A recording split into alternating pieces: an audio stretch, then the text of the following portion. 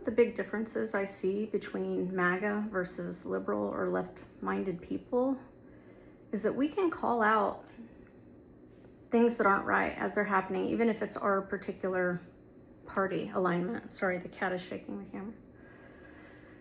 I don't think Joe Biden should have pardoned his son. I was against that.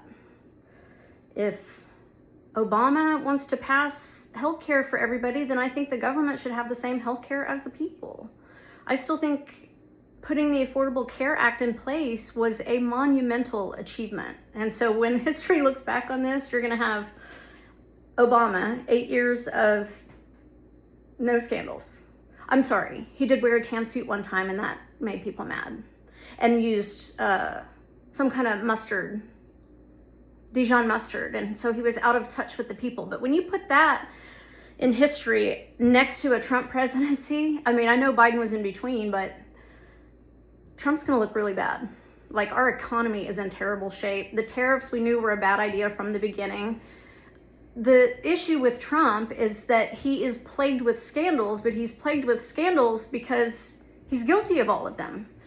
And what bothers me is MAGA will never admit to it. Like, all the information, like the truth of what happened in any situation, it's out there. But Fox News is just in your face and in your ears all the time, telling you to hate the Democrats, and the Democrats did this, and you're so angry at us. And the things that you believe about other people aren't necessarily true. Like, I'm not a baby killer, just tone it down with the rhetoric. You're just manipulated by your emotion. And so they get you all riled up about abortion, and then they get you all riled up about something Obama did 12 years ago. In the meantime, Trump's out committing all these crimes, or looking like a senile old fool in front of the whole entire world. How is this not fucking embarrassing for every single one of us in this country? Remember how we came together after 9/11? And we were a United States? That's what I envision again, that closeness and unity that we all felt.